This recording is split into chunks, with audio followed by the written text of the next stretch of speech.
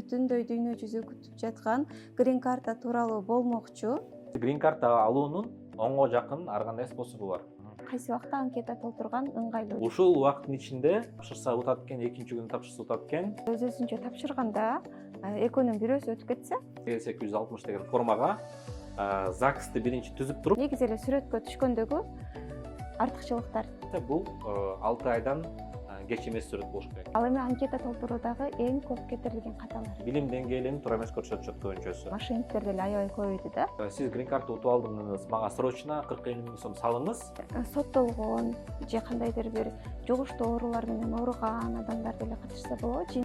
Алдай турган болсоңуз, ал рано или поздно билинип калат. Ою менен Америкада да барчы. Грин картанын жыйынтыгын сиз почтага албайсыз. Интервьюга барганда кандай вопростор берилет? Жаңы баягы информацияны ранее берген болсоңуздар буга чейин, ошол информациянын баардыгын тастап беришиңиздер керек. Ошолорго вакцинанын баары сайылабы? Америкага булар оорулуу адамдарды киргизгенди каалашпайт. Кандай жол менен келип калдыңыз грин карта тапшырганы? Негизи өтпөйм деген ойдо эле жүргөм. Кетең аябай сүйүп деп жүргөм. Барганда тааныш болуу керек да. Эгерде тааныш болуу керек деп айта турган болсок, анда көп адамдар барбай эле коюш керек да. Баргандардын көпчүлүгү эмне жумуш кылышат? Доставкадан башташат. Биз кийингерди бир аз мындай өйдө көтөрүп, улут чайт этип, андан кийин башка жумуштарга өтсөңүздөр болот. Грин картаны күтүп жаткандар аябай көп. 27-жылдын грин картасы обязательно болот деп айтылды. Эмне үчүн ушу грин картаны уюштуруп, элдерди кызыктырып коюшту? Сиз каалаган нерсенин баардыгына Америкадан жетишүү мүмкүн да.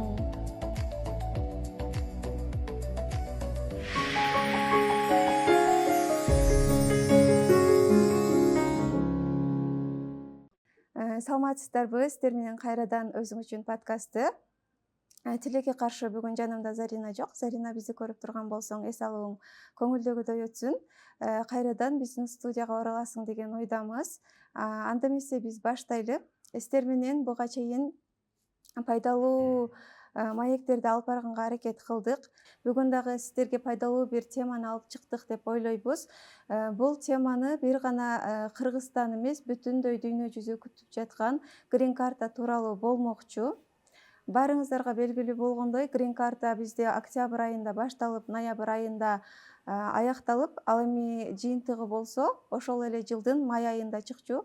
Тилекке каршы быйыл грин карта кечиккендигине байланыштуу бүтүндөй дүйнө жүзү грин картаны күтүүдө. Бүгүн болсо сиздер менен ошол грин карта менен көп жылдан бери алектенген тажрыйбалуу адис Мукашев Элдос байкени чакырганбыз. Кош келиптерсиз. Саламатсызбы? Атым Элдос, Green Card Кыргыз компаниясынын негизчүсү болом. Бул тармакта негизи 2016 жылдан бери иштеп келем. Азыркы убакта биз виза тармагында иштеп келебиз. Башында Green Card менен башталган бардык нерсе, андан кийин Америкага виза кошулду, андан кийин Корея, Япония, Шенген визаларындагы алууга адамдарга жардам бере баштадык. Негизи эле азыр элдердин көпчүлүгү эле грин карта тууралуу билип калышты, Бул кандай лотерея, эмне үчүн ойнотулат, кантип барса болот ушул картаны утуп алгандан кийин? Ошол үчүн грин карта тууралуу толук маалымат берип кетсеңиз. Грин карта өзү эмне? Билгендер, билбегендерге. Грин карта деген өзү бул кыскасы айтканда официальный документ, мыйзамдуу түрдө документ. Ал документ аркылуу сиз Америкада мыйзамдуу түрдө жашап, мыйзамдуу түрдө окуп, жана мыйзамдуу түрдө иштесеңиз, легалдуу түрдө иштесеңиз болот. Кыскасы айтканда ушундай. Бирок бул грин карта эмне үчүн грин карта болуп калган, бул каяктан чыккан сөз деген баягы көп суроолор келет бизге дагы. Бул негизи грин карта американская иммиграционная система, то есть иммиграционная системанын эволюциясынын жеткен чеги, продуктусу деп айтсак болот. Анткени бул тетиги 1882 жылдан бери башталып келе жаткан нерсе. 1882 жылы эсиңизде болсо, баягы Америкага бүт эле азыр эле эмес, мурда дагы, тарыхта дагы аябай көп иммигранттар барышчы. То есть кинодон эле көрүп калсаңыздар керек, аябай көп ал жака ар кайсы мамлекеттен, ар кайсы эл аябай көп агылып келчү да. Мгм. Анан 1882 жылы Американын правительствосы закон чыгарат. Chinese Exclusion Act деген закон чыгарат. Бул жакта эмне деп айтылган? Закон исключения китайцев деген. Мгм. То есть биринчи жолу чектөөлөрдү киргизе башташат ошол жылы Америка. То есть Кытай жарандарын Америкага киргизбөө закону кабыл алынган ошол жылы. Мгм. Андан кийин эсиңизде болсо 1924 жылы уже эмне деген закон кирет? Закон об иммиграция. Ал жылдан баштап Америкага кирген адамдын баардыгын баягы учетко алышып регистрация кыла башташат. Анан кийин уже экинчи дүйнөлүк согуш башталып калды. Экинчи дүйнөлүк согуш башталганда 1940 жылдардан баштап Alien Registration Act деген закон киргизилген. Закон о регистрации иностранцев деген. Мгм. Америкага аябай көп миллиондогон адамдар агылып кире баштагандыгы үчүн ал убакта баягы виза же болбосо бир разрешение анын кереги жок болчу. Ошол жылы Alien Registration Act деген законду кабыл алышкандан кийин булар ар бир кирген жаранды обязательно регистрациядан өткөрүп, сүрөтүн чаптап, сүрөтү болсо аты жөнүн жазып, мындай документтерди бере башташат. Бул документтер башында жөнөкөй эле обычный кагаздар боло баштайт. Андан кийин 1950 жылы ошол эле документти баягы жашыл карталарга басып чыгара башташты. Мгм. Ошол себептен бул грин карта аталып калган. Башында, конечно, бул Alien Registration Receipt Card деп аталган. Андан кийин эл оозунда баягы жашыл карта экен деп грин карта деген ат калып калган ошол жылдан бери. Кыскасы ошондой. Бул грин картанын тарыхы. Андан кийин уже биздин уже баягы убакытка келип калдык. Уже 1986 жылы Американ правительствосу тарабынан NP5 деген программа ишке киргизилет. Бул ошол азыркы биз билген грин картанын чоң аталары деп койсок да болот да. Ошол жылы NP5 деген программа аркылуу мен жаңылышпасам 36 мамлекеттен 2 жылга түзүлгөн программа болчу бул. Жыл сайын 5000 виза берилчү. То есть 2 жылда 10.000 виза берилмек бул нерсеге. 36 мамлекетке эле иштеген программа болчу. Карап көрүшсө 2 жылдан кийин ал жакта миллиондогон адамдар тапшырып, анан баягы результат аябай жакшы болот да. Анан муну биз улантышыбыз керек деп 1990 жылга чейин дагы 2 жылга улантат. Бирок уже баягы 5000 визанын ордуна жылына 15.000 виза бере башташат булар. 1990 жылы OP1 деген кайра башкача программа чыгат. Бул уже жаңылышпасам 162 мамлекетке тараган программа болот. Визанын саны болсо жыл сайын 10.000ден бериле турган болот. То есть бул да 2 жылга болду. Ошондо 2 жылда 20.000 адам Америкага кириш керек эле, да. 162 мамлекетке жайылды бул программа. 1990 жылдан баштап ошол биринчи жолу грин картанын жыйынтыгын адам колу менен эмес, уже компьютер рандомдук түрдө утуучуларды баягы тандап ала баштады да. Андан кийин уже OP1дан кийин AA1 деген программа чыкты. Бул уже кайра 34 мамлекетке болду. Бирок 40.000 визага көбөйтүштү. Бул 3 жылдык программа болду да. То есть эгерде карап көрө турган болсоңор, эң башындагы NP5-дагы, OP1-дагы, там AA1-дагы булар ограничены во времени. Башында 2 жылдан болду, андан кийин 3 жылдык эле болду. То есть эмне деген сөз бул? Ошол 3 жыл бүткөндөн кийин бул программа жабылып калган болду. Андан кийин уже азыркы биз билген diversity visa, diversity program, виза разнообразия деп коет. Биз билген азыркы грин карта азыркы убакта өзгөчөлүгү башка программалардан, мурдагы программалардан бул 55.000 киши жыл сайын виза алат. Бул фиксированная квота. Бир жылда 55.000 гана киши виза ала алат. Дүйнө жүзү боюнча. Бул дүйнө жүзү боюнча фиксированная квота. И по времени не ограничено. То есть бул 2 жылдан кийин бүтүп калат дебейт, а бул жыл сайын эсиңизде болсо жыл сайын болуп келаткан нерсе. И кайсыл жыл бүтөт тоже белгисиз нерсе. ошо кыскасы ушундай. А эмне үчүн ошо Америка бул лотерея аркылуу берет грин картаны? Бул дагы аябай мындай распространенный вопрос деп айтсам жаңылышпайм.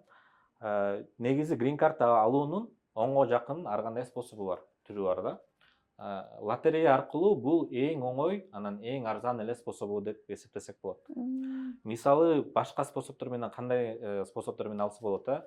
Биринчиден бул эгерде мисалы кыргыз кызы Американын жаранына турмушка чыкса, же наоборот, кыргыз жигит Американын жараны менен турмуш курса, анда ошол адамга грин карта берилет.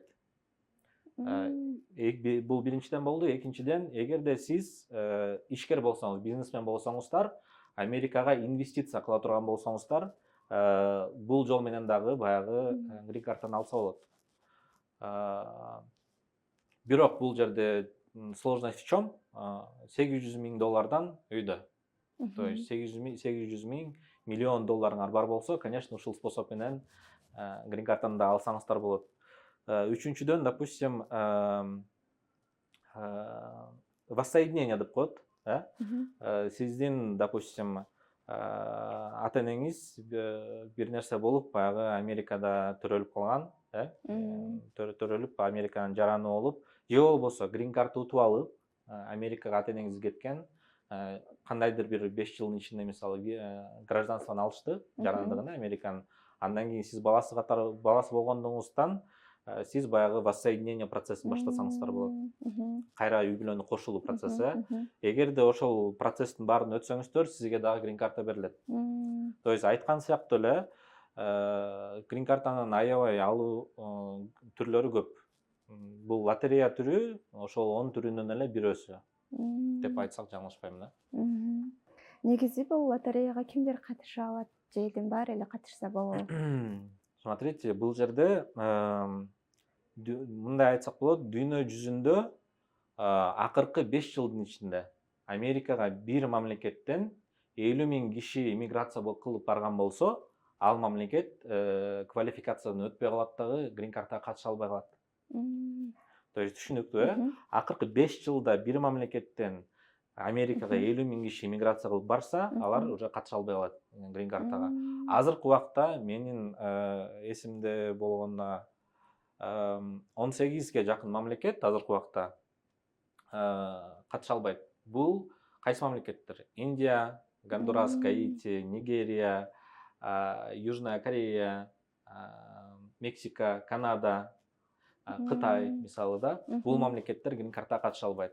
Исключение бар, Кытайдын ичинен бул Макао жана Тайвань. Ушул эки жер катыша алышат. Хотя булар Кытайдын составына киришет, бирок ушул Макао менен Тайваньдын резиденттери, постоянный жительдер, ошол гражданиндери грин картага катыша алышат.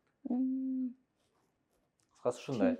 Анан эгерде биринчиден катышуу үчүн грин картага сиз ошол баягы квалификация өткөн мамлекеттердин арасына киришиңиз керек.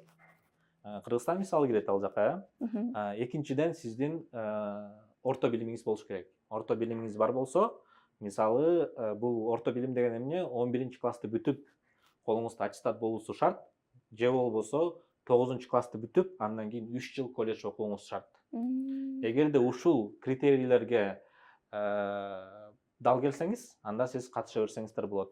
Возрастной ограничение деген жок бул жерде. 70-теги адам тапшыра албайт, 80-теги адам тапшыра албайт деген нерсе жок. 15-теги адам дагы баягы бала, кыз тапшыра албайт деген нерсе жок. Мисалы, эмнеге муну айтып жатам? Возраст жөнүндө, жаш жөнүндө эч нерсе көрсөтүлгөн эмес. Единственное бул образование жөнүндө көрсөтүлгөн. Мисалы, может бир бала гений. Башкалар 18 жашында мектепти бүтүп жатса, мүмкүн ал бала 15 жашында эле мектепти бүтүрүп, аттестаты колунда бар. Ал демек катыша алат, анткени анын средний образованиясы бар.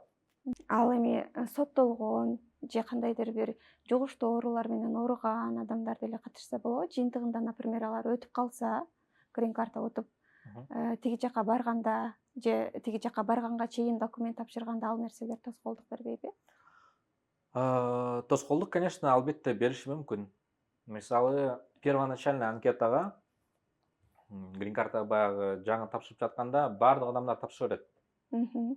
Анан сиз айткандай, эгерде ошол бир жугуштуу оорулар менен ооруган же болбосо кылмыш жасаган адам утуп ала турган болсо, дальнейший процесстер кандай жүрөт деп жатасыз ошондо, Мгм.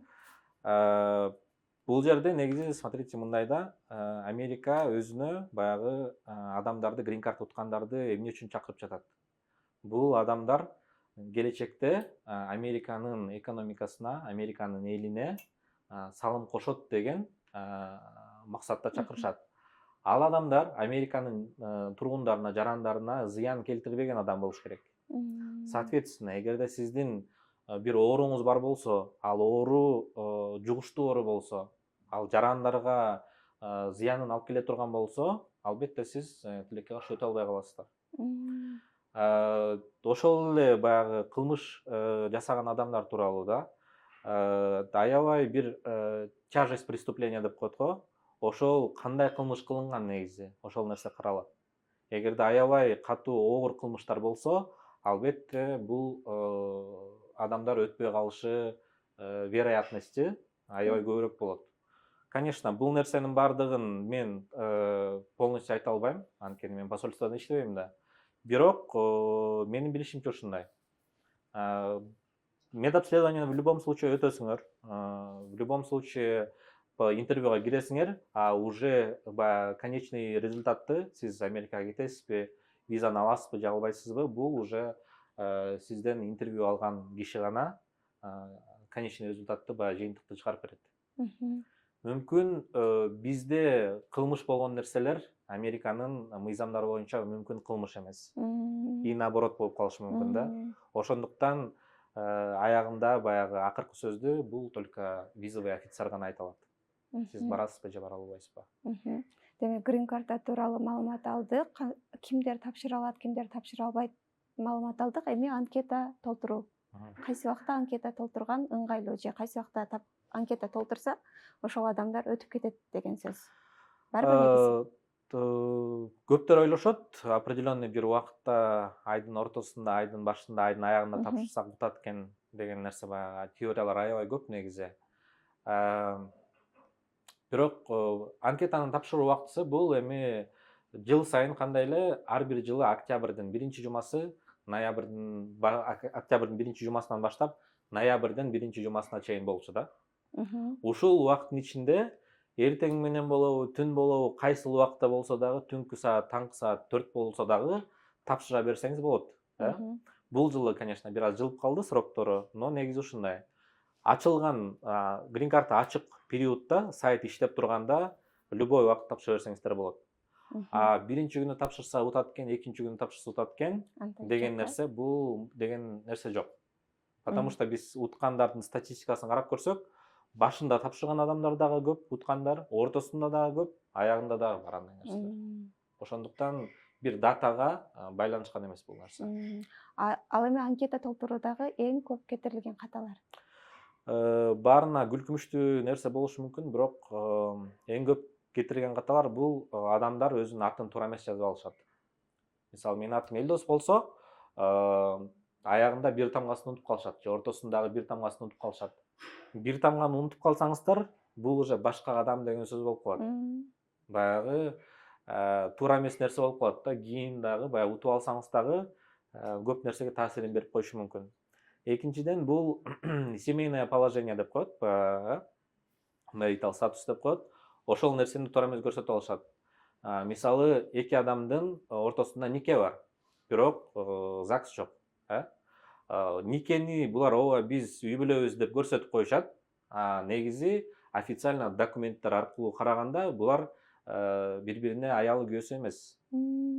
Соответственно, интервьюга барганда булар эмне деп чыгат? Булар туура эмес бизге информация берип коюптур деп түшүнүлөт бул нерсе. Экөө аялы күйөөсү болбосо дагы аялы күйөөсү деп жазып койгон деп. Бул экинчи момент болду. Үчүнчүдөн, бул билим деңгээлин туура эмес көрсөтүшөт көбүнчөсү. Билим деңгээли дегенде көбүнчөсү мисалы бакалаврды бүтсө деле, 4 жылдыгы университетти бүтсө деле, мен магистратураны бүткөм, же болбосо докторантураны бүткөм деп билип билбей жасап алгандар көп болот. өзүңүздүн билим деңгээлиңизди искусственно завышать эткен бул аябай грубая ошибка болуп эсептелинет. Наоборот, түшүргөнүңүз жакшыраак болот, ишен көтөргөнүңүзгө караганда. Сиздин бакалаврыңыз бар, жакшыраак болмок, эгер сиз баягы магистратура деп жазгандын ордуна мен мектепти эле бүткөм, колумда аттестатым бар деп жазганыңыз туурараак болот негизи. Ошондуктан эң главный ошибкалар, баягы часто кетирген ошибкалар ушулар. Түшүнүктүү. Дагы андан кийинки суроо болсо, кээ бирөөлөр бир точкага барып, бир жерден тапшырып, анан дагы экинчи точкага барып тапшырсам, чтобы 2-3 жерден тапшырганда өтүп калуу мүмкүн. Жана эле сүйлөштүк экөөбүз. Ошентип ойлогондор деле бар да. Албетте, антип ойлогондор бар. Мисалы, бизге ошентип грин карта тапшырат элек деп келет, анан мейлиңиз өтүңүз, сүрөтүңүздү биринчи тарталы десек эле айтат. Мен азыр барып тигил офистен, тигилерден грин карта тапшырып келатам. Азыр сизден тапшырсам шансым көбүрөөк болобу деп айтат, сурашат да. Анан биз аларга айтабыз, шансыңыз көп эмес, шансыңыз 0 болуп калат андай тапшыра турган болсоңуз. Анткени бир жылдын ичинде, мисалы 27 жылдын грин картасына тапшырып жатканыңызда, сиз бир гана жолу тапшырсаңыз болот өзүңүздүн атыңыздан. 2 жолу тапшырып кала турган болсоңуз, сиз автоматтык түрдө дисквалификация болуп, грин картага катышпай каласыздар. Ошондуктан ушул жерге көңүл буруш керек. Бир гана жолу тапшырыш керек. Дагы бир жерге барып, 2 жолу тапшырсам, 2 жолу көбүрөөк утуп кеткенге баягы вероятность бар деп айткан вообще туура эмес нерсе. Ошондуктан бир гана жолу тапшырса болот. Мисалы мындай болуп калышы мүмкүн. Кээ бирөөлөр тапшырды, андан кийин балалуу болуп калышты. Баары анкеталарды тапшырып, документтерди тапшырып бүтүшкөн, андан кийин ошо кичинекей баласы болуп, анан грин картадан өтүп калышты, ал төрөлгөндөн кийин. Ошондо кичинекей баланы кантип кошот документтерге? Кичинекей баланы документти, допустим, сиз биринчи уттуңуз грин картаны. Грин картаны уткандан кийин DS 260 деген анкета болот. Бул ошол үй бүлөдөгү канча адам эң башында көрсөтүлгөн болсо, аялы күйөөсү эле көрсөтүлгөн болсо, DS 260 ачсаңыз, ичинде 2 эле анкета болот. Аялына жана күйөөсүнө толтурулат. Бул анкетанын ичинде баардык информация бар. Сиз тууралуу, ата энеңиз тууралуу, каякта окудуңуз эле, каякта жашадыңыз эле акыркы 10 жылда мисалы да, кайсыл жерлерде иштедиңиз эле, толук айтор баардык информациянын баары ичинде бар. Ал күйөөсүнө дагы, аялына да толтурулат. Андан кийин аны уже жөнөткөндөн кийин, баардык информацияны текшерип аны жөнөтөсүңөр да, жөнөткөндөн кийин бул заблокированное состоянияга түшүп калат. Ал жака уже редакция киргизгенге болбой калат. Бир нерсени өзгөртөйүн десеңиз дагы өзгөртө албайсыз. Баласы эгерде төрөлүп кала турган болсо, эгерде ошол анкетаны кетип кала элек болсо, биз уже аны баягы заблокированное состоянияга түшүрө элек болсок, анда просто add applicant деп туруп эле, добавить аппликанта деп туруп эле уже балаңызга паспорт алып, паспорт алгандан кийин ошол DS форманы дагы балаңызга толтурсаңыз болот, уже 3-чү DS форманы. Эгерде уже кетип калса ал документ, кетип калып, уже заблокированное состоянияга түшүп калса, анда интервьюга жакын, эгерде сиздин баягы кейс номер деп коет, ошол кейс номериңер алысыраак болсо, көбүрөөк боло турган болсо, анда KCC деп коет, Kentucky Consular Center. Бул анкетанын баары ошол жакка барат да, биринчи. Ошол жака биз кат жазып, баягы анкетабызды разблокировка кылып, кайра ачып кайрадан, анан ошол жака балаңызды кошсок болот. Же болбосо уже интервьюга сизди чакыргандан кийин посольствого жазып, посольство аркылуу ошол балаңызды коштурсак болот негизи. Түшүнүктүү демек болот экен, Дагы бул негизи элдерден келген суроолор, ошону берип атам сизге. Дагы бир мындай ситуация болуптур, ошол жубайлардын экинчи турмушу болуп, биринчи турмушу менен ажырашкан, анан экинчисине үйлөнгөн, бирок экинчиси менен никеси жок, ЗАГС жок. А биринчиси менен ЗАГС бар, мыйзам түрүндө ажырашкан эмес. А бирок бул экинчиси менен тапшырып атат грин картага. Анан өтүп калышты. Ошондо биринчиси менен ЗАГС кандай болуп калат экөө? Биринчиси, эгерде ЗАГС биринчи турмушу менен ЗАГС бар, экинчиси менен жок, бирок азыркы убакта экинчиси менен жашайт. Биринчиден суроо бериш керек ал адамга, сиз ошол ЗАГС бар адам менен чогуу тапшырдыңыз беле же кандай? Жок. Чогуу тапшырган эмес. чогуу тапшырган эмес болсо, анда бул изначально туура эмес нерсе болуп калды. Потому что мисалы менин жубайым бар. Анкета толтурганда экинчисине жазган да? Кандай экинчисине? Экинчи аялына. Ал мына бул жер башынан баштап туура эмес болуп калган нерсе экен. Анткени эгерде менин мыйзамдуу түрдө жубайым бар болсо, андан кийин башка бир адам менен жашап атсам, мен ошол мыйзамдуу түрдө адамды өзүмдүн анкетама көрсөтүш керек эле. Ал жерде суроо бар, сиздин семейный статусуңар кандай деп. Анан ар кандай түрү бар. Каза болуп калган жубайым, жолдошум, же болбосо үй бүлөм бар, же болбосо бойдокмун депчи. Эгерде үйлөнгөм, үй бүлөм бар деп көрсөтө турган болсоңуз, анда автоматтык түрдө экинчи анкета ачылат ал жерге. Экинчи анкета ачылып, ошол жубайыңыздын же жолдошуңуздун данныйлары ал жака кирет. Фамилия аты, каякта төрөлгөн, кайсыл жылы, кайсыл датада төрөлгөн баардык информация жазылат дагы, жолдошуңуздун же жубайыңыздын 5/5 болгон сүрөтү ал жака да кириш керек. Анда анкета алган адам аларга туура түшүнүк берген эмес го, э? Туура эмес болуп калган нерсе бул. Азыр мындай каша болуп калган экен да бул. Ал деген мыйзамдуу түрдө ошол биринчи жолдош менен тапшырыш керек эле. Биринчи варианты, либо биринчи жолдош менен ажырашып туруп, свидетельство о разводе алып туруп, андан кийин тиги жаңы адам менен ЗАГС түзүп, ошондо гана үй бүлө катары тапшырышса болмок. Түшүнүктүү, э? Эгерде биринчи адам менен окей, ажырашты, бирок экинчи адам менен ЗАГС кылганга жетишпей атышат. Анткени ЗАГСты эгерде бүгүн тапшырсаңыз, сиз бир айдан кийин ошонун жыйынтыгын аласыз документте. Эгерде жетишпей жаткан болсо, андан көрө экөө өз-өзүнчө тапшырганда жакшы болмок. Мисалы бул адам аял өзүнчө мен ажырашкам, бирок азыркы убакта бойдокмун деп өзүнчө тапшырыш керек эле. Тиги жигит дагы өзүнчө тапшырыш керек болчу да негизи. Анда караңыз, өз-өзүнчө тапшырганда экөөнүн бирөөсү өтүп кетсе? Экөөнүн бирөөсү өтүп кетсе, анда жанагы мен буга чейин айтып кеткен DS-260 деген формага ЗАГСты биринчи түзүп туруп, андан кийин уже семья катары ооба мен азыркы ичин ачсак бир эле анкета турат. Ал жака кайра add applicant дейбиз. Анан бул ким деп көрсөтүлөт ал жерде. Бул менин күйөөм деп көрсөтүлүп, DS форма толтурулуп жатканда, сиз алган официальный документ, ЗАГСтын даталары жазылат ичине. Ошол варианты эң туура болмок. Азыр тиги бир адам менен жашап, башка адамдын ЗАГСы бар, бирок аны менен тапшырбай, азыркы менен тапшырган, бул каша болуп калган, туура эмес болуп калган. Булар утуп алса дагы тилекке каршы кийин көп себептер менен кетпей калышы мүмкүн. Анткени булар туура эмес информация берип коюшкан. Эң важный нерсе бул жерде, эң маанилүү нерсе, эч нерсени алдабаш керек. Баягы калптын казаны кайнабайт дегендей, алдай турган нерсе кыңыр иш 40 жылда билинет да. Алдай турган болсоңуз, ал рано или поздно билинип калат. Анан билинип кала турган болсо, ушунча кылган эмгегиңиз, ушунча кылган күткөн убактыңыздын баары текке кетип, баардык нерсенен кол жууп каласыздар. Ошондуктан баарын айторум, эч бир заман алдабаңыздар, именно ушул анкета толтуруп жатканда. Сиз туураны айтсаңыз, ошол сизге наоборот келечекте жардам берет. Түшүнүктүү. Анкета тууралуу боюнча түшүндүк баарыбыз. Эми сүрөткө түшкөндө дагы кээ бирөөлөр телефонго тартса болот деп ойлошот экен. Телефондо эле тартып, аны жиберсек ошол жарайт деп. Негизи эле сүрөткө түшкөндөгү артыкчылыктар кандай болуу керек? Сүрөткө түшкөндө мындай,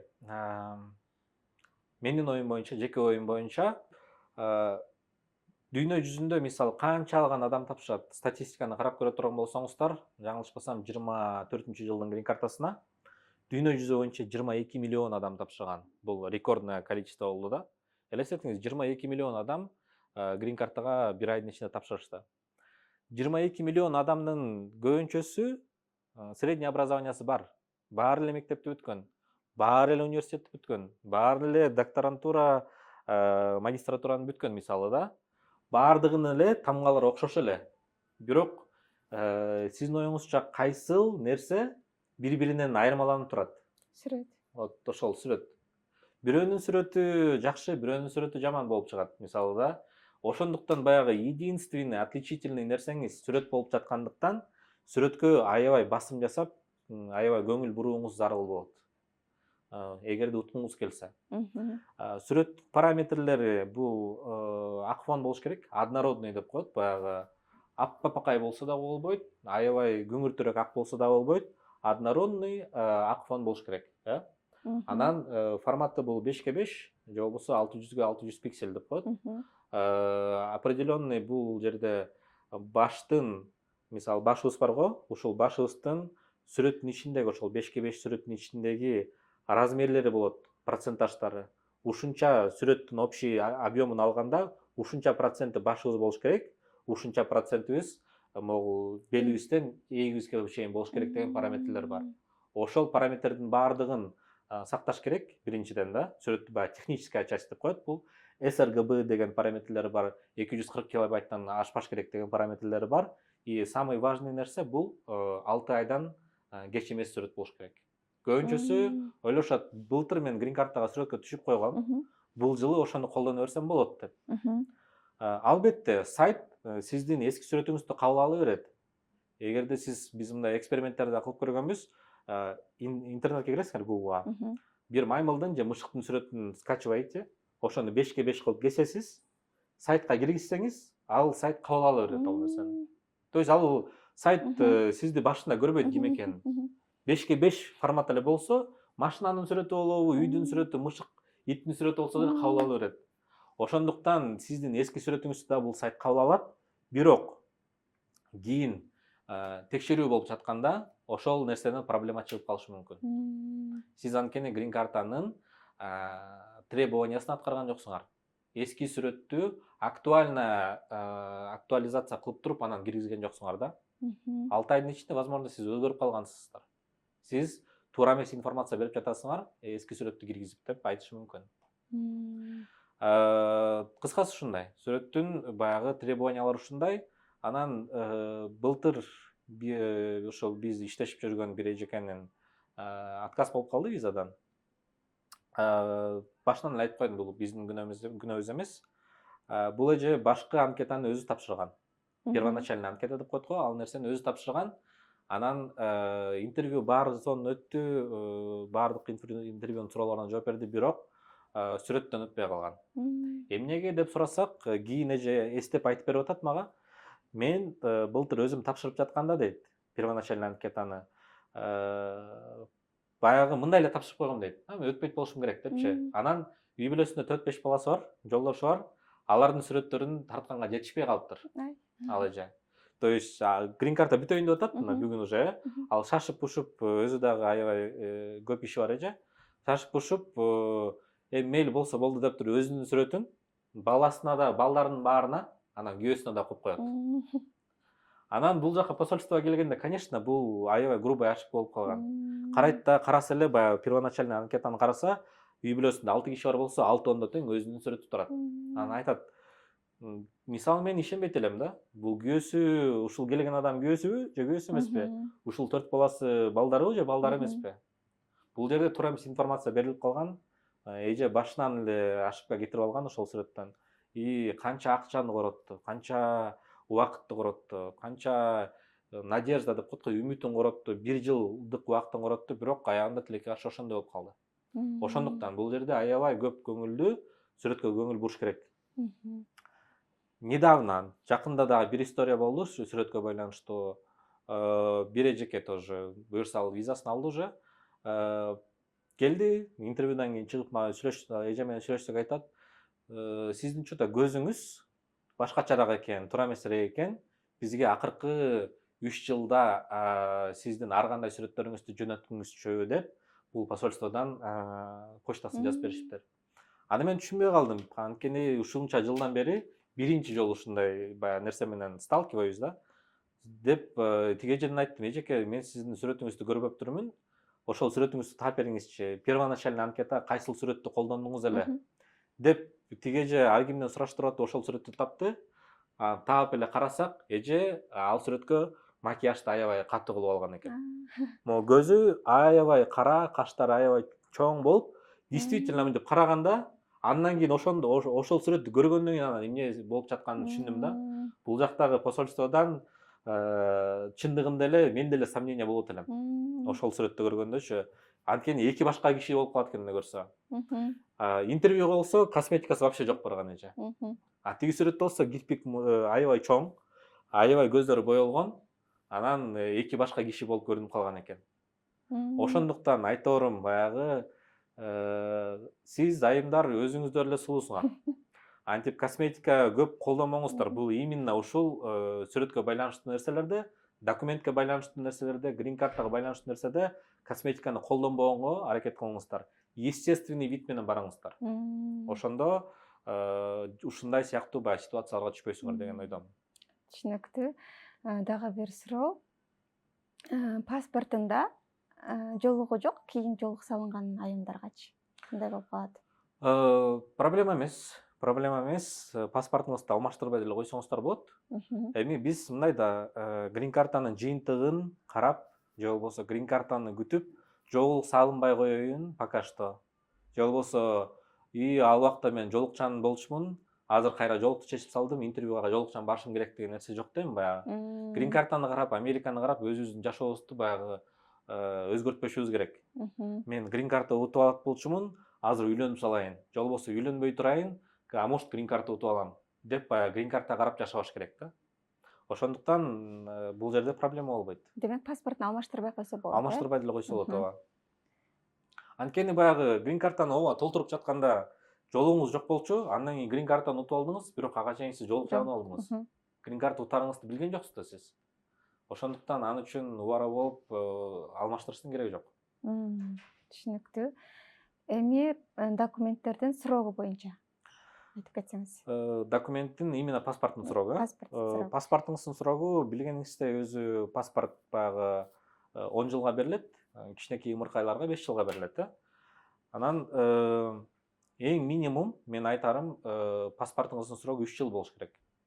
Анткени мисалы, допустим, сиз бул жылы 25-жылы, 27-жылдын грин картасынан тапшыра турган болсоңуздар, анын жыйынтыгы 26-жылы жазында чыгат, мисалы. Жазында же болбосо жайдын биринчи жумаларында ошол жыйынтык чыкса, сиз документтериңерди топтоп баштайсыз. Топтоп баштап 26-жылдын октябрында интервьюга кирип баштайсыңар. Ал уже интервьюга кантип киресиңер, сиздин баягы кейс номериңерге жараша болот. Эгерде кейс номериңер кичинекейирээк болуп калса, анда октябрда киресиңер. Чоңураак болуп калса, уже 27-жылы киресиңер интервьюга. 26 эмес. Ошондуктан ушул нерсенин баарын баягы запасым алганда, сизге в принципе 3 жыл жетиштүү болот.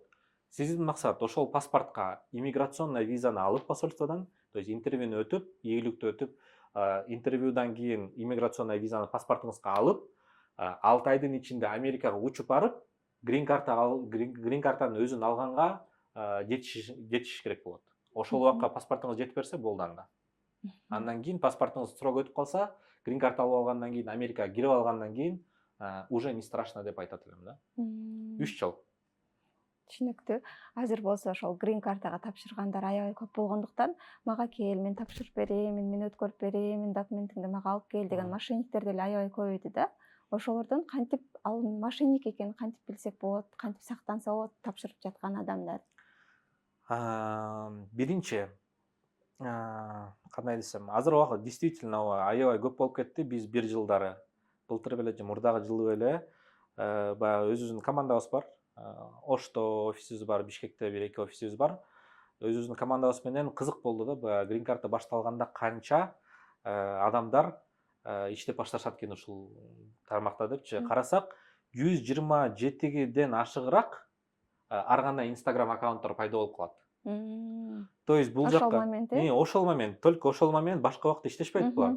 Ошол момент 120дан ашыгыраак, кажется, был. Аябай көп болчу, мага тиги коомдо иштеген балдар список жөнөтүштү эле. Аябай көп да. Анан арасында карасак, Американын асын билбегендер, англис тилинин асын билбегендер баягы эптеп акча табуунун жолун жолдоп, ойлоп, анан баягы элди ушинтип алдап, реклама берип койсо эле ушинтип боло берет экен, келе берет экен деп, элди алдап, баягы тажрыйбасы барбы, жокпу, баардыгы ушинтип иштегенге аракет кылышат. Баягы бизге деле көп клиенттер келгенде айтышат, бизге ушуну сатып алалычы сизден, үйрөтүңүзчү депчи.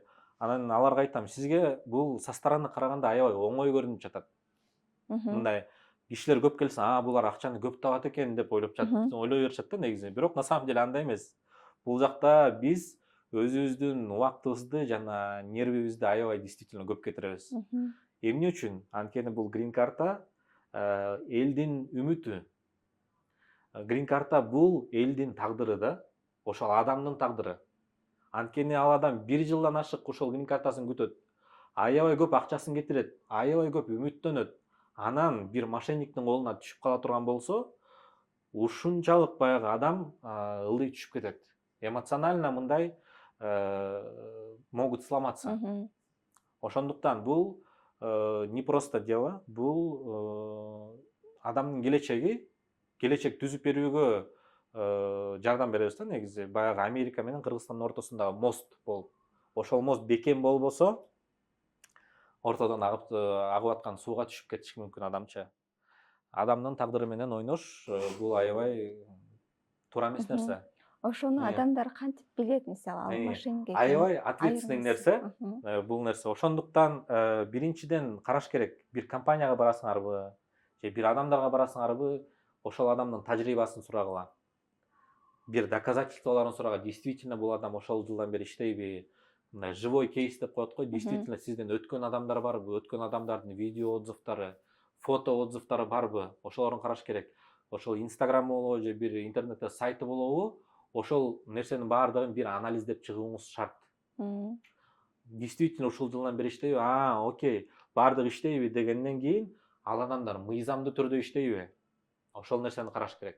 Же болбосо көчө бирсү күнү ачылып алып эле Instagramдан таргетированный реклама жөнөтүп, там контекстная реклама жөнөтүп эле элдин башын баягы чакырып жатышабы? Ошону караш керек.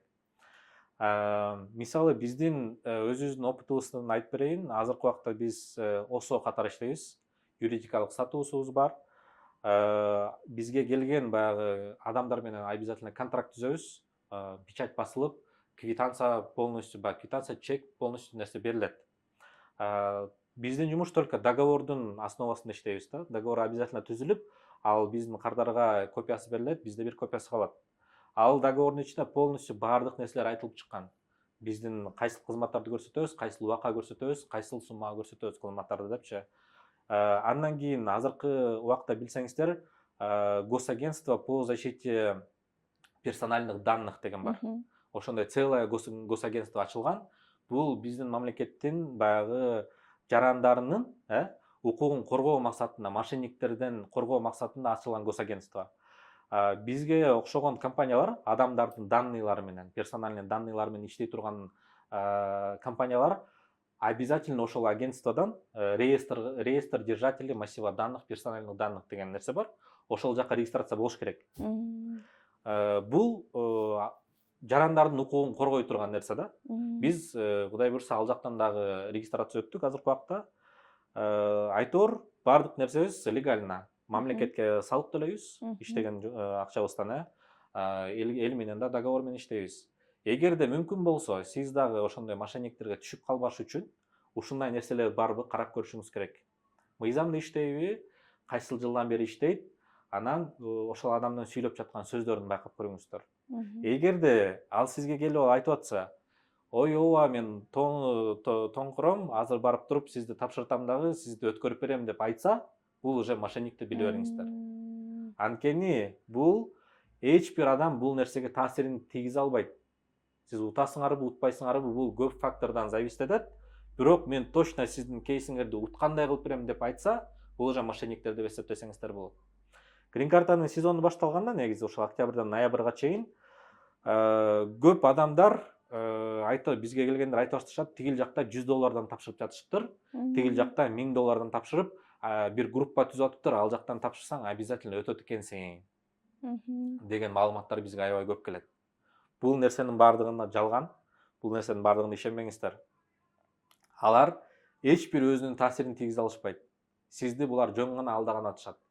$1000 же $100 алып туруп, анан баягы кайра кайтарым жок болуп, с концами жоголуп кетишет. Таптырбай кетишет. Андан кийин дагы бир момент, азыр как раз ала келдим эле. Бул confirmation number деп коет. Бул код подтверждения деп коет. Буну бир жерден тапшырсаңыз барып, Мгм. обязательно ушул нерсени сураңыздар. Мгм. Бул ар кандай түрдө болушу мүмкүн. Кагаз түрүндө болушу мүмкүн, же болбосо в электронный виде болушу мүмкүн, же болбосо ошол жерден тапшыргандан кийин гана сүрөткө тартып алышыңыз керек болот. Мм. Эгерде жок, бул нерсени сизге бербейм, бере албайм, кийин өзүбүз сизге баягы утканыңызды утпаганыңызды кабарлайбыз деп айта турган болсо, Мгм. анда булар дагы мошенниктер деп эсептесеңиз болот. Анткени эмне үчүн? Бул мен көрсөткөн номер, confirmation number, аябай важный, аябай маанилүү номер болуп эсептелинет. Бул сиздин лотереяга катышып жаткандыгыңыз үчүн лотерейный билетиңиз. Бул лотерейный билет аркылуу сиз грин картанын жыйынтыгы чыкканда уттуңузбу же утпадыңызбы деп текшерсеңиз болот. А тиги жанагы адамдар бербей турган, буну бербеген адамдар сизге майда чалышы мүмкүн. Чалып алып, эжеке, байке, сиз утуп алдыңыз грин картаны, бизге 40 000 сом, 50 000 сом, же болбосо, грин карта утуп алсаңыздар 40 000 сом, 50 000 сом сурашпайт. Булар 10 000, 20 000 доллар сурашат. 10 000, 20 000 долларыңызды алып келиңиз, камдаңыз, анан мен сизге ушул номерди берем деп айтышат. Бул уже мошенническая схема. Андай нерсе болбош керек. Ушул жерге биздин кардар келдиби? Анын сүрөтүн тарттык, анкетасын толтурдук, документтердин баарын туураладык дагы, муну колуна бердик. Ошол эң туурасы болот. В электронном виде сиздин WhatsApp-ыңызга же болбосо почтаңызга жөнөтүш керек ал адамдар, же болбосо ушундай кагаз түрүндө бериш керек. Түшүнүктүү, Калган нерсенин баардыгы мошенничество болуп эсептелинет. Азыркы убакта ошо мошенничествонун азыркыга чейин айткан түрлөрү жана дагы бир түрү бар. Бул интернеттен көп адамдар жазып жатышат. Баягы күнү бизге бир кардарыбыз, клиентибиз жазыптыр. Элдос байке дейт, мага ушундай почтага сообщение келип жатат деп, анан эмне сообщение экен десем, бир сайтка ссылка келип жатат. Анан ошол сайтка өтсөм ушундай болуп форма чыгып жатат дейт да, бул толтура берсем болобу деп айтып атат да мага. Анан мага скриншот кылып жөнөткүлө десем, карасам бул мошенниктердин сайты. Айтылган экен, өзүңүздүн баягы паролуңузду дейм да, фамилия атыңызды киргизиңиз, анан бул жака сүрөтүңүздү жүктөңүз, анан астына өзүңүздүн банковский картаңызды киргизгиле деп көрсөтүлгөн экен. Астын карасам 45 пи 50 доллар деп турган экен. Анан айттым, бул мошенниктердин сайты, эч бир заман бул жака кирбеңиздер, картаңызды киргизбеңиздер. Элестеткиле, дүйнө жүзүндө канча мамлекет болсо, канча миллиард адам жашаса дагы ошонун баардыгына бир эле сайт жетиштүү. Бул Госдепартамент США-нын официальный сайты dvprogram.state.gov деген сайт болот. Дүйнө жүзүнүн баары, ошол мамлекеттердин баардыгы бир эле сайттан грин картаны толтура алышат. Башка сайттардын баардыгы, алардын копиясынын баардыгы мошеннический сайты болуп эсептелинет. Ошондуктан абайлаш керек ушул жерден. Андан кийин айта кетчү нерсе дагы, бул грин картанын жыйынтыгы чыкканда сизге адамдар чалышы мүмкүн. Же болбосо почтаңызга жазышы мүмкүн. Баланча, куттуктайм сизди. Сиз грин карта утуп алдыңыз, мага срочно 40-50 000 сом салыңыз. Анан сизге жолугуп, дальнейший действияларды түшүндүрүп берем деген мошенниктер көбөйүп кетет аябай. Грин картанын условиясы боюнча грин картанын жыйынтыгын сиз почтага албайсыз. Булар жыйынтыгын чыгаргандан кийин почтаңызга жыйынтыгын жөнөтүшпөйт. Экинчиден, булар чалышпайт. Эч ким чалбайт. Грин картаны текшерүүнүн бир гана способу бар. Бул өзүңүз самостоятельно официальный сайтка кирип, ушул берилген код аркылуу гана, өзүңүздүн жеке номериңиз аркылуу гана жыйынтыгын билсеңиз болот. Башканын баардыгы, почтага кат келсе, же болбосо чалса, бул нерсенин баардыгы мошенниктер деп эсептесеңиздер болот. Ошондуктан туугандар, абайлаңыздар, акчаңызды алдатып жибербеңиздер. Түшүнүктүү. Эми ошол сүрөттөрдү тапшырды, документтерди тапшырды, эми ал жактан өттү. Өткөндөн кийинки интервьюга барганда кандай вопростор берилет? Кандай даярдануу керек интервьюга? Так, интервьюга кандай даярдануу керек? Интервьюга сиз эмне баягы информацияны ранее берген болсоңуздар, буга чейин, ошол информациянын баардыгын тастыктап беришиңиздер керек болот. Документтериңизди тууралашыңыз керек болот. Интервьюда DS форма деп атпаймынбы? Бул DS форманын ичинде жашооңуз тууралуу баардык информация ичине кирет. ошол өзүңүз жазган ds форманын ичиндеги суроолор аркылуу даярданыш керек. Башынан баштап аягына чейин. Мисалы сурап калышы мүмкүн. Сиз кайсыл мектепти бүттүңүз эле? Ал мектептин адреси каякта? Бул аттестатты, ошол колуңузда турган мисалы мектептин аттестатын кайсыл жылы алдыңыз эле? Биринчи класска кайсыл жылы тапшырдыңыз эле? Деген баягы документтер аркылуу суроолор да берип калышы мүмкүн. Эгерде үй бүлөлүү адам бар болсо, ЗАГС качан алдың эле? Свадьбаңыз качан болду эле? Ошол дата регистрация качан болду эле деген чисто документтер аркылуу да сурашы мүмкүн, документтин даталарын. Мындан башка өзүңүздүн жашооңуз жөнүндө сурашы мүмкүн. Азыркы убакта эмне иш кыласыңар? Примерно канча акча табасыңар? Америкага кетип атканда канча примерно акча алып кетейин деп ойлоп жатасыңар деген суроолор да бериши мүмкүн. И самый баягы частый вопростордун бири бул азыркы убакта эмне иш кыласыңар и Америкада эмне иш кыласыңар? Эмне иш кылууну пландап жатасыңар? То есть баягы компасы жок кайык деңиздин үстүндө бул каякка сүзөрүн билбей жүргөн адам каяктай болбош керек да. Максатсыз адам болбош керек ал жака барганда. Обязательно бир максатыңар болуш керек. И ошол максатыңарды ишке ашырам деген ой менен башыңыздар керек ал жака. Кыскасы ушундай. Негизи көпчүлүктүн корккон жери ошо консулдан өтпөй калышыбыз мүмкүн деп коркушат экен да. Кандай вопросторду берип калат, кандай жооп берип калабыз. Атайын дегеним негизи ошол жерде жана айтып кеттиңиз, капчыгында канча акчасы болуу керек деген сыяктуучу. Ал жагы каралып, ошо консулдан ошондой вопросторду бериши мүмкүн да. Албетте, андай вопрос болушу мүмкүн. Канча акча алып бартасыңар деген бул один из частых вопросов. Примерно канча Америкага акча алып барасыңар деп. Бул эми ар кандай болушу мүмкүн. Бирөө $5000 дейт, бирөө $10,000 дейт. Эми баягы адамдын санына жараша үй бүлөсүндөгү.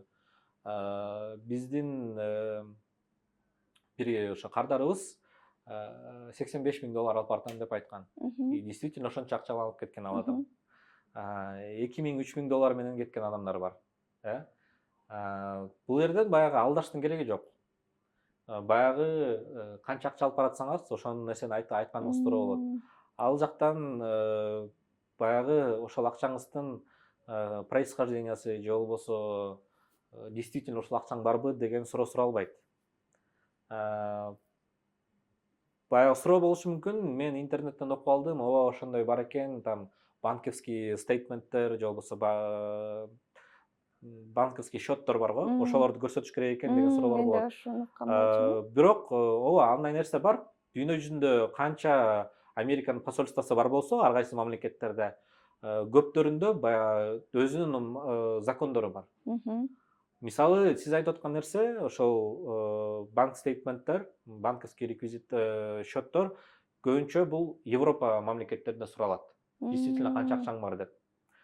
Бизде ал нерсе суралбайт. Европада бир вакцина, допустим, керектелсе, биздин мамлекетте, биздин посольство ал вакцинаны мисалы сурабайт. Түшүнүктүү? Ошондуктан баарын айтып коеюн, бул акчаны канча акчаң бар экенин банктан көрсөтүштүн кереги жок. Андай справканы да банктан справка кереги жок. По крайней мере, азыркы убакта бүгүнкү күндүн состояниясы менен бизге жеткен маалымат аркылуу бул справка кереги жок. Мен билгендерден бир таанышым өтүп калып, негизи өздөрүндө акча жок болуп калып, картаңда $10,000–20,000 болуш керек экен деп, анан тааныштарынан ошо картасын толтуртуп, анан кетишти да. Ал картасын толтуртуп кетишти дегендер, ал грин карта менен кетиштиби? Алар дагы туура эмес информация угуп алышкан. Эгерде бул посольство США, булар эми кандай десем, предельно ясный адамдар. Баягы алар сизди кулатып салайын интервьюдан, сиз жакпай калдыңыз, кулатып салайын деген ниети жок булардын. Потому что Америка негизи өзү чакырып жатат да сизди. Сиз утуп алдыңыз грин картаны, сиз легально эчтеке законду, мыйзамды бузбай барганы жатасыздар. Сиз в будущем Американын кандай десем, экономикасына салымыңызды кошо турган адамсыз. Сиз Америкага керектүү адам болуп жатпайсызбы ошондо? Анан эгерде сиз Америкага керектүү адам болсоңуз, булар эмне үчүн сизди интервьюдан кулатыш керек? Ошондуктан бул посольстводо негизи баягы добрый эле адамдар иштешет. Көп баягы сизди хотим завалить, анан интервьюдөн өткөрбөй коем деген ниети жок. Мгм. Более лояльны именно грин картаны уткан адамдарга. Грин карта уткан адамдарга лояльны, а башка не иммиграционный визы менен бара турган болсоңуз, ал жактан, конечно, көбүрөөк сурообо берилип калышы мүмкүн. Анткени сиз потенциальный иммигрантсыз. Мгм. Барып калып калышыңыз мүмкүн визовый режимди бузупчу. Анан кечирип коюңуз, алыстап кеттим сиздин сурооңуздан. Акча алар сиздин тааныштарыңызда туура эмес түшүнүп алышкан. Албетте сиз окууга тапшырып жатсаңыз, эгерде бизнес же болбосо тур виза менен бара турган болсоңуз, акчаңызды көрсөтүшүңүз керек. Банктан алып барып, ушунча действительно банкта ушунча акчам бар деп сиз көрсөтүшүңүз керек. Анткени сиз Америка окууга баратасыз, Америкага туризмге бартасыз. Акчаңыз көп керек да. А бул именно иммиграционный визаларда, то есть грин картада, биздин посольствода акча суралбайт. Эгерде сурала турган болсо, булар интервьюга 3-4 күн калганда сиздин почтаңызга кат жөнөтүшөт. Ал жакта 10го жакын документтин списогу бар. Ушул документтердин оригиналдарын жана копияларын бизге ала келиңиз деп. Эгерде сурай турган болсо, ошонун арасына банковский счетуңузду да ала келиңиз деп кошуп коет болчу булар обязательно. Ошондуктан дагы бир жолу айтайын, Кыргызстандын Бишкектеги посольствосунда, Американын Бишкектеги посольствосунда акчаңыз тууралуу справкалар суралбайт. Түшүнүктүү. Эми медкомиссия боюнча. Мисалы Кыргызстанда азыр вакцина албагандар көп кетишти да. Төрөлгөндөн баштап эле биз вакцинага каршыбыз, вакцина албайбыз, бизге кереги жок деп.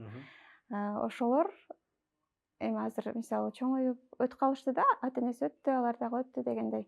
Ошолорго вакцинанын баары сайылабы? Же вакцина алыш керекпи? Негизи вакцина албагандын способу бул медотвод деп коет. Эгерде бул легальный способу, конечно, официальный способу. Эгерде балаңыз же болбосо сиз, мисалы, эгерде бир ооруп жаткан болсоңуз, анан ошол ооруп жаткандыктан бир вакцинаны сайсак, акыбалы баланыкы аябай оорлошуп кете турган болсо, анда официально врачтар медотвод жазып берет. Бул адамга, бул балага бул вакцинаны сайганга болбойт деп. Эгерде андай боло турган болсо, бул жерде проблема жок. Баягы, окей, бул бала ооруйт экен, вакцина значит алганга болбойт экен.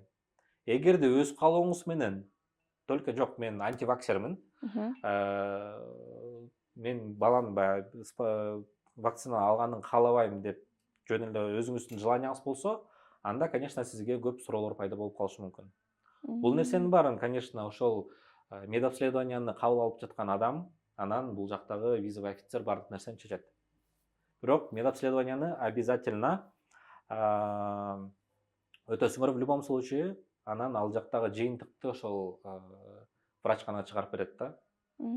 Кайра эле ошо тааныштарымдан өтүп калгандар уже жаштары 40-ка келип калышкан, үй бүлөсү менен кетишти, бирок буга чейинки албаган вакцинанын баарын алып чыгышты да. Смотрите, бул вакциналарды эмне үчүн алышат? Америкага булар оорулуу адамдарды киргизгиси келишпейт.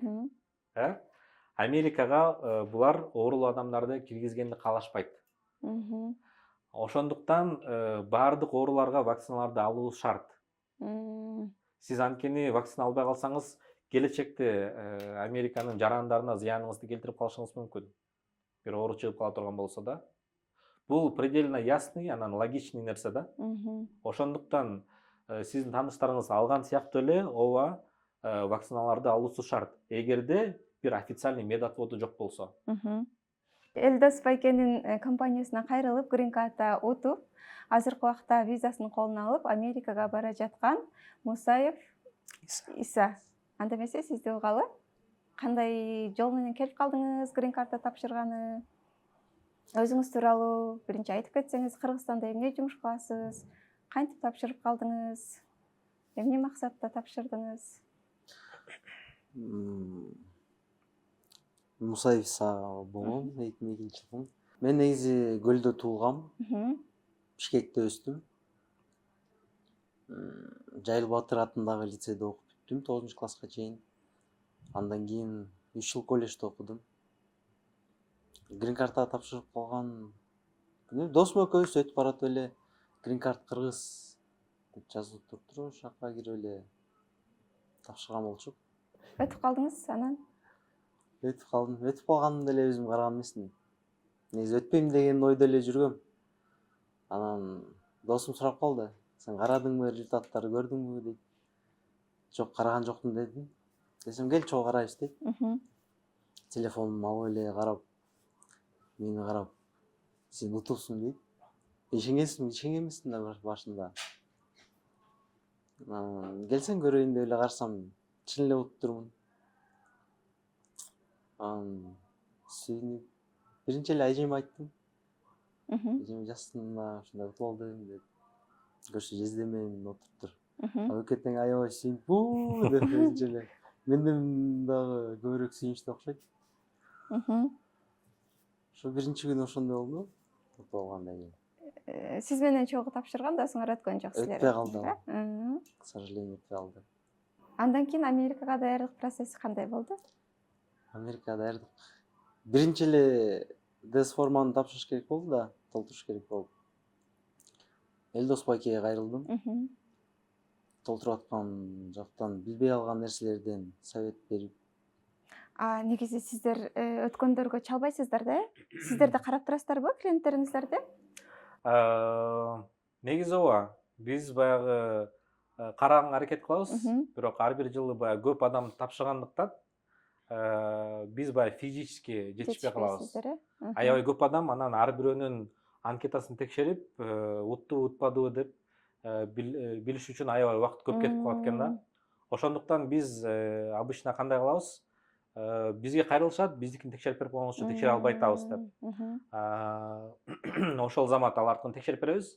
Же болбосо биздин инструкцияларыбыз бар, видео инструкция, фото инструкцияларыбыз бар. Аларды биринчи жөнөтөбүз бизге кайрылган адамга. Ушуну карап туруп текшерип көрүңүздөр. Эгерде текшере албай калсаңыз, бизге айтыңыз депчи. Көбүнчөсү ошону видеону көрөт, ал жакта өзүм түшүндүрүп бергем, кантип текшериш керек экенин видеодон. Инстаграмыбызда бар. Көбүнчөсү ошол видеону карап туруп эле өзүлөрү текшеришет, анан уткан утпагандыгын билишет. Анан уткандар мага кайра кайрылышат, ушундай утуп алыптырмын, дальше эмне кылабыз депчи. Анан биз өзүбүздүн офисибизге чакырып, дальнейший инструкцияларды беребиз, ушундай кылсак болот, ушундай дальнейший иштерди кылышыңыз керек депчи. А так ооба, өзүбүз баардыгын текшерип жетише албайбыз тилекке каршы. Элдос байкеге чалдыңыз анан? Чалбай эле офисине бардым. Офисине барып, ДС форм билбеген жактарга совет берип, мындай кыласың, тиндей кыласың деди. Грин картаны тапшырып атканда, билбейбиз да баарыбыз, мен деле билбей эле барып, эмне кылсам деген ойдо эле жүргөм. Дальше кандай болот, кандай болуп кетет, кандай жолдор менен посольствого кирип калабыз, собеседование өтөбүз деген. Бул Иса негизи эле баягы көп бизге келген клиенттер башында канча жылдан бери иштеп келатабыз, баарыныкы эле бир эме да, реакциясы бир да, мындай потерянный, баары жоголуп уже эмне кылаарын билишпей, мындай уже баягы ою менен Америкада да барычы. Анан аларга айтасың, ушундай бир жарым жылдык процесс болушу мүмкүн. Ошону күтүшүбүз керек. Көп келатканда баягы астында көп иштер бар десек, анан баягы бир аз эсине келишет да. Ата көбүнчө сөйлөйт, утуп алып эле эртең бирси күнү учуп кетет окшоймун депчи. Бул андай нерсе эмес. Иса келгенде дагы ошондой состоянияда келди эле. Баягы эмне кылаарын билбейт. Баардык информация азыркы баягы Исанын мойнуна жүктөлүп калгандай болупчу. Баягы аябай оор болуп, интернеттен информация таппайт, эмне кылышты билбейт көп нерселердичи баягы. Анан бизге келгенде ошо структурно баардыгын поэтапно азыр бул ишти кылыш керек, андан кийин муну кылыш керек деп баардыгын ушул интервьюга чейин жеткиздик. Жакшы жери Иса өзү англис тили жакшы бар экен. Анан ошол ДС форманы уже көбүнчөсүн уже өзү толтуруп койгон экен да. Көп жерлерин өзү толтуруп, анан көбүнчө бизге баягы консультационный моменттер менен келди. Ушул жактарын билбей атам, кандай туурараак болот депчи. Анан биз өзүбүздүн советтерибизди берип, ДС формасын чогуу туруп текшердик. Андан кийин медобследование боюнча консультацияларыбызды бердик. Кийин интервьюга даярдыкта ошол жактан примерно ушундай суроолор болушу мүмкүн деп ДС формасы аркылуу өтүп интервьюга да даярдадык. И как результат жыйынтыгы жакшы болуп, буюрса визасын алды. Январь айында учасыңар, ошондо? Январында учам. Бул жакта эмне жумуш кылат элеңер? Тияка барып эмне жумуш кылайын деп атасыңар? А, бул жакта негизи үй бүлөлүк жактан эле бир иш бар, ошого жардам берип жүргөм. Тиги жактан болсо пока ойлой элекмин аны. Негизи Барганга ал жакта барганда тааныш болуу керек да, же өзүнчө эле коркпой бара берсе боло береби? Тааныш, эгерде смотрите, эгерде тааныш болуу керек деп айта турган болсок, анда көп адамдар барбай эле коюш керек да. Анткени көп адамдардын тааныштары жок действительно аякта. Тааныш болуусу шарт эмес. Жалгыз мисалы мен баратканда жашыраак кез болчу алдында, университетте окучу элем да, биринчи курс даже. Ошол убакта өзүм эле жалгыз бардым эле, ал жака эч ким тааныш жок эле, тааныш билиш жок эле, өзүм эле барып, аэропортко түшкөндө, конечно, мени бир кара кишилер алдап кетишти. Акчамды бир $10-20 алдатып ийгем аларга. Бирок, в принципе, не страшно да. Өзүң бара берсең деле, ал жак өнүккөн мамлекет, ал жакта бардык нерсе доступно. Полициясы, мисалы, сурасаңыздар көп нерсеге жардам берет. Ошондуктан ал жакта тааныш болуусу шарт эмес. Жалгыз болсоңуз деле бара берсеңиздер болот. Азыр Тааныш билиши жок. Иса барганда, ал жакта эч кимсе жок болсо, баргандан кайсы штатка барайын деп жатасың? Чикаго штатына. Чикагого? Иллинойс. Штат Иллинойс. Чикаго шаарына. Эч ким жок ал жакта. Ал жакта бар, байкелерим бар, тааныштарым. Ошолорго барасың биринчи, э? Ооба. Ал жака баргандан кийин кайра документ беришет, э? Бул процесс мындай болот, смотрите, бул жактан, Кыргызстандан, Бишкектеги Американын посольствосунан сиз паспортуңузга иммиграционная виза дегенди эле аласыздар. Ал иммиграционная виза 6 айга жарактуу болот. 6 айдан кийин срогу бүтөт. Эгерде 6 айдын ичинде Америкага кирип кетпесеңиздер, кире албай каласыңар, ошо визанын срогу бүтүп калат. 6 ай бүткөнчө Америкага ошол виза аркылуу киресиз. Андан кийин биринчи жумада, 1-2 жуманын ичинде Social Security Number деп коет, номер социального страхования. Ошол нерсе сиздин почтаңызга көрсөтүлгөн, ранее DS форманын ичинде көрсөтүлгөн адресиңизге ошол биринчи документ келет. Ошол документ келер замат сиз уже официально бир жерге барып иштей аласыздар. Ага чейин иштей албайт. Ага чейин тилекке каршы мыйзамдуу түрдө иштей албайсыздар. 1 жума, 2 жума күтүш керек болот. Но в любом случае барып туруп эле биринчи жума жумуш таап кеткен же экинчи жума жумуш таап кеткен адамдар жок. Эмне үчүн? Анткени биринчи, экинчи жума сиз адаптацияга, акклиматизацияга, баягы джетлагдтан арылуу менен эле убактыңыз өтүп кетет. Баягы ал жакта мисалы азыр бизде түшкү саат 1 болуп калса, ал жакта түнкү 1 мисалы. Биз ойгонсок алар уктап аткан болот да. Ошентип алмашып турат. И ал жака барган адам баягы биринчи убакыттар көнө албай жүрүшөт. Ошол көнүп бир аз супермаркет каякта, полиция каякта, анан дагы башка нерселер каякта экенин билиш үчүн эле 1-2 жума өтүп кетет. Ошол убакта как раз баягы Social Security Number деген документиңиз келип калат. Green картанын өзү, эгер билсеңиздер керек, бул жашыл карта болот, мындай. Биздин ID картанын формасында, точно ошонун размеринде карта. Ал 1-4 айдын ичинде келет. 1 айдан 4 айга чейин 120 күн деп көрсөтүлгөн. Американын границасын өтөөр замат. Ошолунан баштап эсептелет, түшүнүктүү? Ооба, ошондуктан сиз документтериңизди Green картанын өзүн Американын ичинен аласыздар. Жана консулга киргенде сага өзгөчө вопростор берилдиби негизи, же өзүң ойлогондой эле вопростор берилдиби? Өзгөчө деле мындай вопрос берилген жок. Жанагы DS-260га толтурулган DS-260га карата эле вопростор берилди. Биринчи вопрос эмне болду? Сен кайсы штатка барасың деп сурады. Аякта тааныштарың барбы дейт. Биякта эмне жумуш кыласың деп сурады. Аякта эмне жумуш кылгантасың дейт. Пландарың боюнча сурады.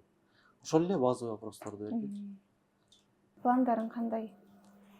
Ал жака бардың, Green картаны алдың, анан? Green картаны алып иштеш керек, барып иштеп акча тапмай план. Баргандардын көпчүлүгү эмне жумуш кылышат ал жакта? Баргандардын көпчүлүгү эмнеден башташат? Бул доставкадан башташат. Доставкадан DoorDash деген доставкалар бар, мисалы, ошол жактан башташат. Потому что, эми бул негизи туура нерсе.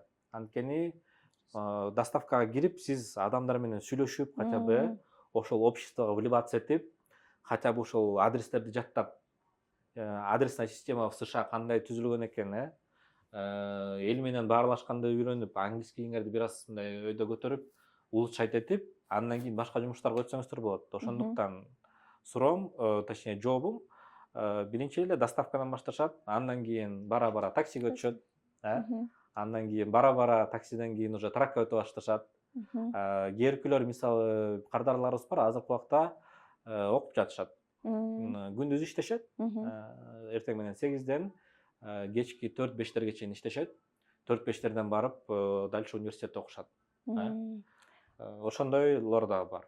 Бул жактан правасы жок кетип, ал жака барып сразу алса болобу же бул жактан алып барыш керекпи? Барып, ар бир штаттын, эгер билсеңиздер керек, ар бир штаттын өзүнүн закондору бар, бир штаттын закону башка, бир штаттын закону башкача болот. Ошол штатка барып, DMV деп коет. Биздин баягы право ала турган жердин атын утуп атам. Ошол право ала турган жердин аналогу бар ал жакта, DMV деп коет. Ошол жака барып, теориядан жана практикадан экзамен өтүшүңүздөр керек. Кайрадан, Ооба, албетте. То есть сиз баягы китебин алып алып, правиласын жаттасаңыз болот биринчи.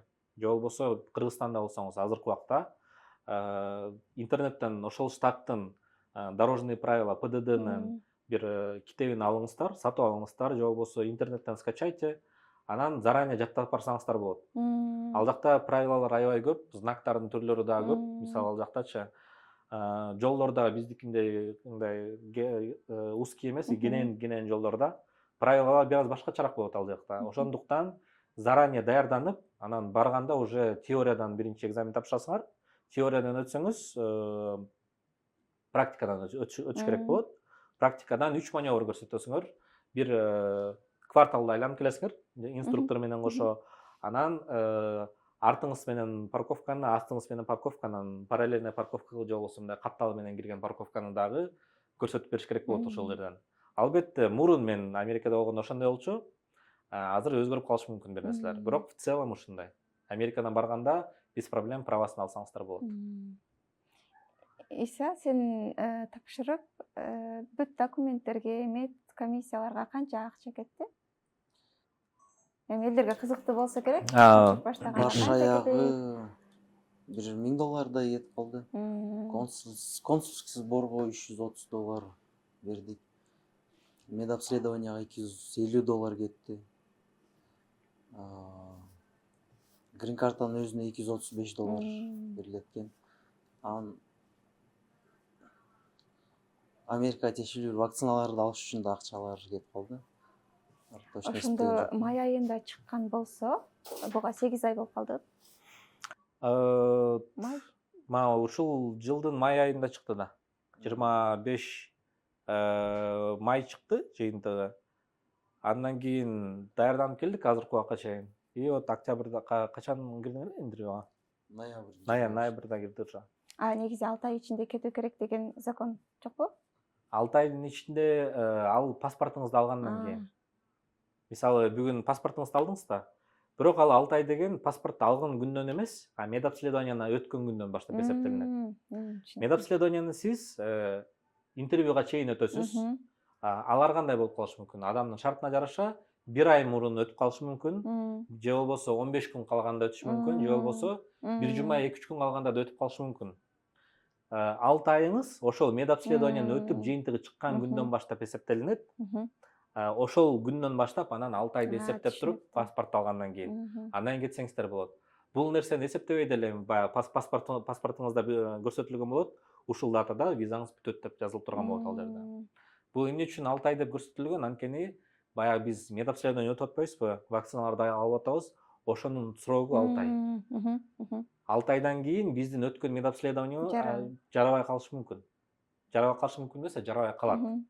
Ошондуктан биздин результаттар медобследованияныкы актуальный болуп турганда Америкага кирип кетишибиз керек деген сөз бар да. Акча боюнча бир киши башына примерно грубо эсептегенде бул $1000 кетет.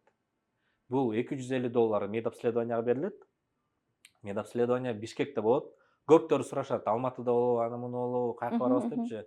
Мурун ошондой болчу, азыркы убакта андай эмес. Бишкекте 2 медцентр бар, аккредитованный врачтар бар. Только ошолордон гана медобследованияны өтсөк болот. Медобследованиянын баасы $250 чоң кишилерге, 16 жашка чейинки балдарга, 15 жашка чейинки балдарга ошондо $200 азыркы убакта. Собеседованияны өткөн, консульский сбор деп коет, консульский сбор $330 ар бир кишиге. То есть үй бүлөңүздө 6 киши бар болсо, $330 6 кишиге көбөйтөсүңөр. Жалгыз болсоңуз $330 эле төлөйсүңөр. Түшүнүктүү? Андан кийин интервью бүткөндөн кийин грин картанын за выпуск грин карты деп коет, $235 төлөнөт. Бул мисалы биз сонго барсак, ID карта же болбосо загранпаспорт алыш үчүн 500 сом-1000 сомдун арасында акча төлөп жатпайбызбы? Аны төлөйбүз, андан кийин бир айдан кийин даяр болот мисалы. Точно ошол сыяктуу эле грин картаңыз чыгыш үчүн $235 төлөшүңүз керек. Андан кийин Иса айтып кеткендей, баягы вакциналар бар. Ошол вакциналардын баардыгын алып отуруп, грубо эсептегенде бир киши башына $1000 кетет негизи. Түшүнүктүү. Дагы бир суроо. Бул жакта мисалы диплом аласыз го? Дипломуң бар болсо, ал жака барганда ошол дипломду жаратышабы же кайрадан ошол профессияны окуу керек болобу? Кайрадан окуу керек болот. В большинстве случаев. Нолдон баштаппы? Ооба. Нолдон баштап кайрадан окуу керек болот. Анткени биздин көп университеттер Америкада, так сказать, не котируются. Ошондуктан азыркы убакка чейин диплом менен именно ошо грин карт туткандар диплому менен барып иштегенин пока что көрө элекмин. Мүмкүн башы болгондур, бирок пока что андай нерсени көрө элекмин. Ошондуктан дипломуңуз ал жактан скорее всего жарабай калышы мүмкүн. Кайрадан окуш керек болот. Анда диплом менен баргандар кайра окуса, окууга эле толтура жылып кетип калбайбы? Жок. На самом деле эми смотря ким болуп иштегиңиз келип жатат ал жакта да. Ошого жараша болот баардык нерсе. Эгерде врач болуп иштегиң келди. Врач болуп иштей турган болсоңуздар, анда анын переквалификациясын өтүшүңүз керек болот. Анын өзлөрүнүн тесттери болот, USMLE деген. Ошону окуп туруп анан өтөсүң да туурабы? Ошону мисалы 8 жыл окуу керек болсо 8 жыл окуйсуң, анан өтөсүң деген сөзбү? Чындыгын айтканда ошол детально билбейт экенмин, бирок билишим боюнча врачтарга USMLE деген тест бар. Ошол USMLE деген тестти өтсөңүздөр, анда бир иштегенге укук аласыңар деп уккам негизи.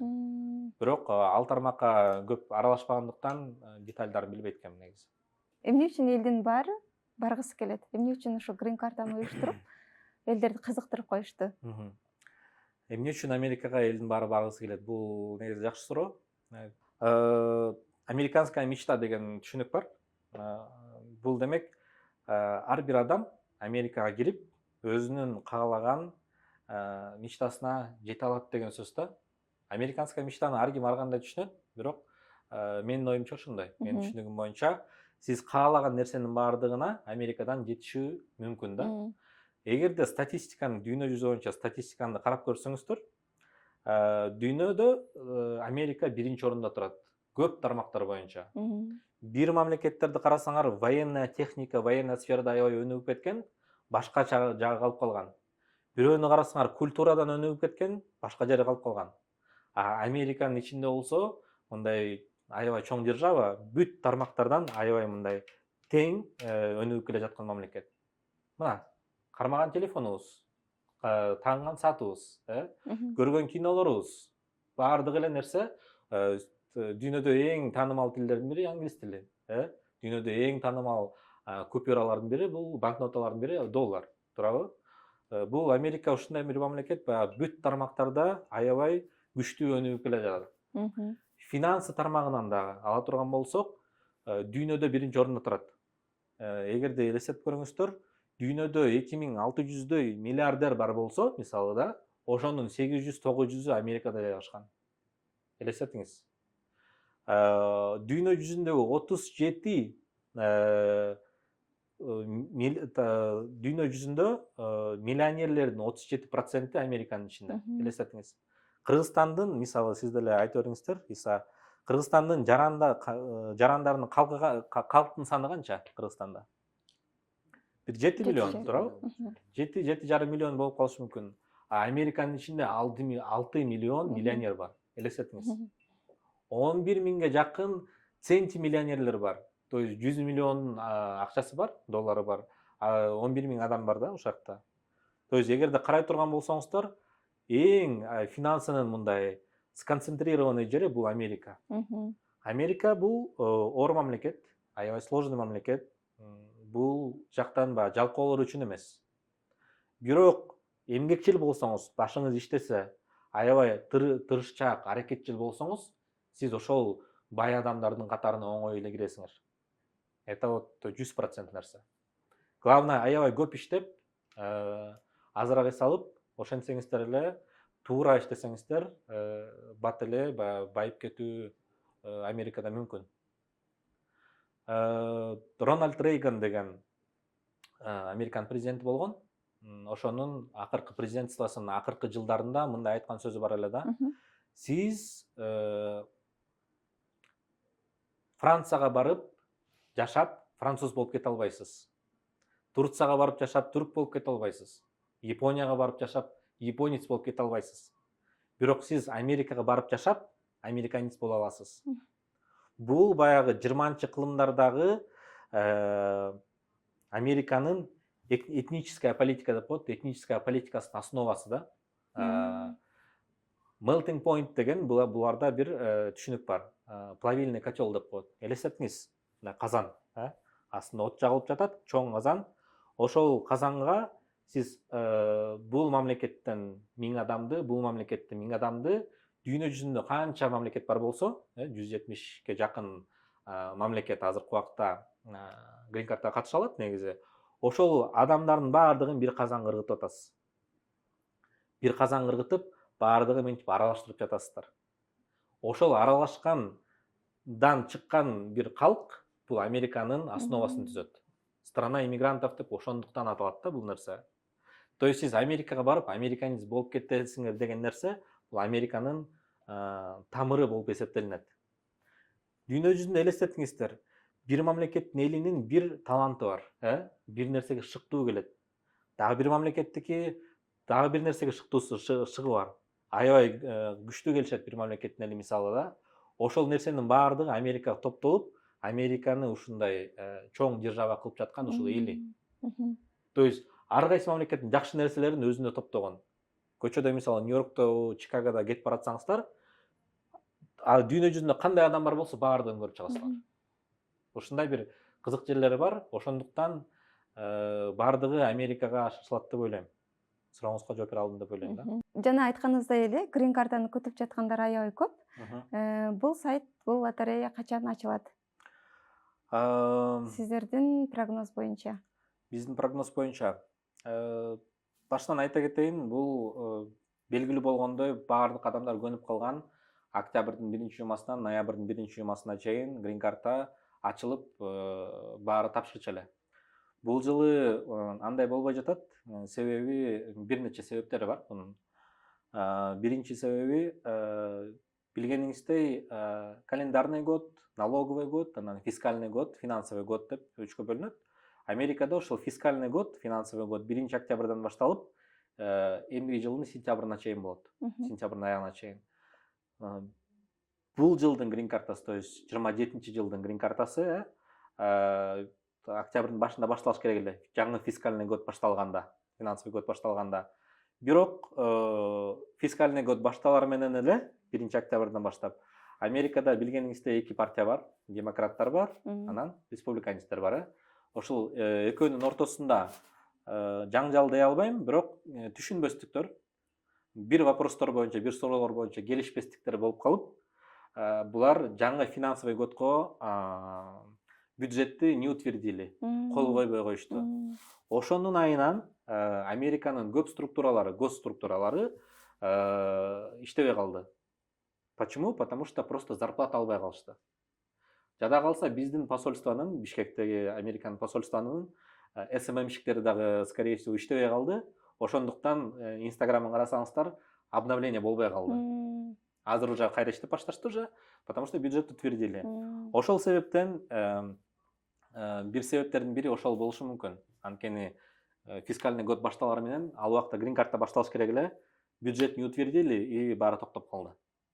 потому что Госдепартамент США иштебей калды, а грин картаны уюштуруу ошол Госдепартаментке жүктөлгөн нерсе жумушта бул.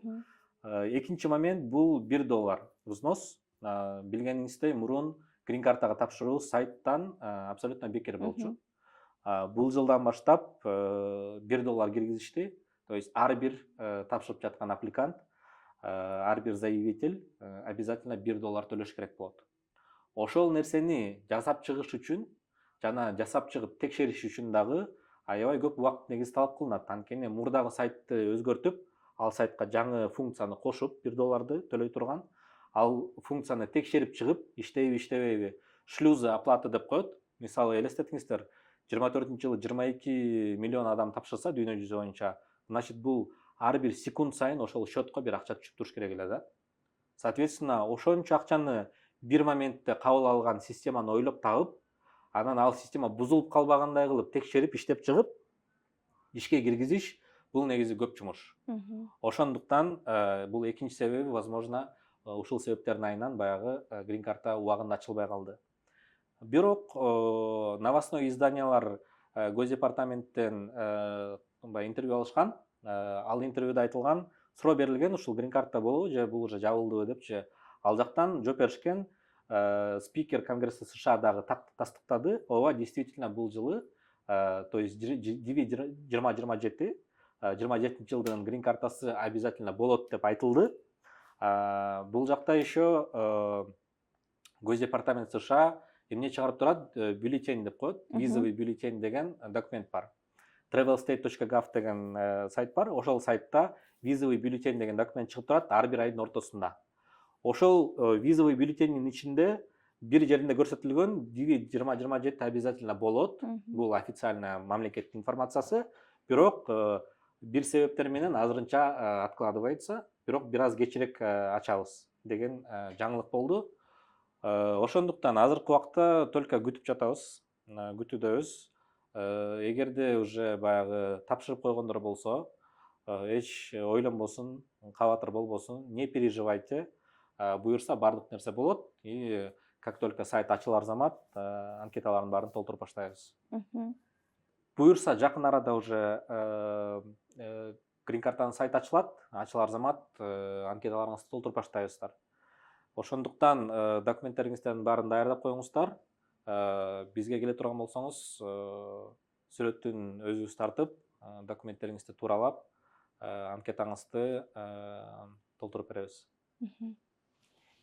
Сиздин компаниядан грин карта утуп, ал жака барып жашаганда, грин карта менен уткандарга кандай жеңилдиктер болуп атат азыркы убакта? Грин картанын жеңилдиктери. Эгерде кыскача айта турган болсок, грин картанын владелецтери Американын жарандарынын укуктары сыяктуу эле укуктары бар. Көп нерсе, көп учурларда Американын жараны сыяктуу эле болуп калышат. Бир эле нерсеге катыша алышпайт, бул Американын ичиндеги шайлоолорго. Федеральный уровеньдеги, допустим, шайлоолорго грин картанын эси болсоңуз катыша албайсыз. А башка жактарынан көбүнесе ошол жарандарынын укуктарына ээ. То есть грин картанын эси армияга бара алат. Грин картанын эси көп жумуштарга иштей алат. Конечно, политическая бир должностьтар болсо ал жака бара албайт, но башка жумуштардын баарына проблема жок, бара беришет, иштей беришет. Грин картанын эси кандай артыкчылыгы бар? Сиз болду грин карта алгандан кийин виза деген нерсени унутасыз. Мисалы, азыр биздин грин картабыз жок, Исаныкы бар, мисалы. Иса эртең менен турат дагы ойлонот. Мен бүгүн Америкага кетким келип атат деп туруп, билет алып кетип калат. А биз болсо визага жазылышыбыз керек, ал жакта свободный даталарды карашыбыз керек. DS 160 деген анкета болот, ошону толтурушубуз керек. Андан кийин биздин очередибиз келгенде барып интервью өтүп, интервьюдан алсак алдык, албасак жок визаны. Анан кетишибиз мүмкүн да. Грин картанын ээлери уже бул вопросту чечип коюшкан болот. Эч бир любой момент учуп кете берсе болот, проблема жок да бул жерде. Единственный условиясы бар, бул Американын ичинде минимум 1 жылдын ичинде 6 ай жашаш керек. 6 ай жашаш керек, андан кийин 6 ай Американын тышында болсоңуз болот деген сөз. Грин карта канча убакытка берилет деген көп суроо берилет. Грин карта бул өмүр боюга берилет. Сиз өмүр бою бир уткандан кийин өмүр бою ушул грин картаңыз сизде болот. Единственное бул 10 жыл сайын биздин паспорттор деле бүтүп атпайбы? 10 жыл сайын ушул грин картаны обновлять этип, жаңылап турабыз. Болду. Анан өмүр бою эгерде грин картаны алып жүрө берем десеңиздер, анда өмүр бою грин картанын мыйзамдарына баш ийиш керек болот. Грин картанын мыйзамдары деген бул Америкага барасыз, 6 ай обязательно жүрүшүңүз керек ал жакта, 6 айдан кийин чыксаңыз болот. Исключение бар, конечно. Аябай өзүңүздүн мамлекетиңизге кетиш керек болуп атса, Америкада 2 жыл барбай койсоңуздар болот. Бирок Америкадан кетерден мурда re-entry permit деп коет, разрешение на въезд в США после долгого отсутствия. Ошону алып туруп, анан 2 жылга башка жака чыксаңыздар болот. 6 айдан көп жүрөм десеңиз дагы башка мамлекетте ошол нерсени алып коюш керек болот. Эгерде аны албай туруп, өзүңүздүн мамлекетиңизге келип, 6 айдан өткөрүп 7 ай мисалы жүрүп койдуңуздар, кайра Америкага кирип баратканда таможенная службада сизди текшерип туруп, киргизбей коюшу мүмкүн. Сиз баягы өзүңүздүн постоянный житель экениңизди далилдеп турушуңуз керек постоянно. 6 ай ал жакта жашап, түшүнүктүү? Ошондуктан грин картанын эсинин артыкчылыктары аябай көп. Эгерде мисалы студент болуп калсаңыз, бир штатта 12 ай жашасаңыз, резидент экениңерди тастыктасаңыздар, грин картанын ээси болгондуктан сизге скидка болот. Мисалы ошол эле, допустим, Калифорнияда, Калифорнияда иностранный студенттер башка сумманы төлөйт университетке, а резиденттер башка сумманы төлөйт. Иностранный студенттер, мисалы айтса, $45,000 төлөшөт бир жылына, резиденттер $15,000 төлөшөт. Грин картанын ээси резидент болгондуктан окуусуна дагы аябай мындай жеңилдик болот деген сөз. Артыкчылыгы аябай көп. Үй бүлөлүүлөр баргандачы, садикке балдарын жайлаш керек болсо, бекер окушабы ошондо киргенден эле? Мектеби бекер. Садик менин билишимче бекер эмес. Частный, Мектеп бекер, государственный болот школалар, алар бекер болот. Единственное, эгерде сиздин скорее всего бир айына бир $40-50 тамагына төлөйсүз баланы. И балаңыз эгерде уже ошол мектептен ноутбугун колдонуп жатса, где-то бир $35 төлөйсүз. Калган нерсенин баардыгы бекер. Баягы директор акча чогултуп атыптыр, анан мектепке ремонтка акча деген аны муну деген эч нерсе жок. Эч личный нерсе төлөнбөйт.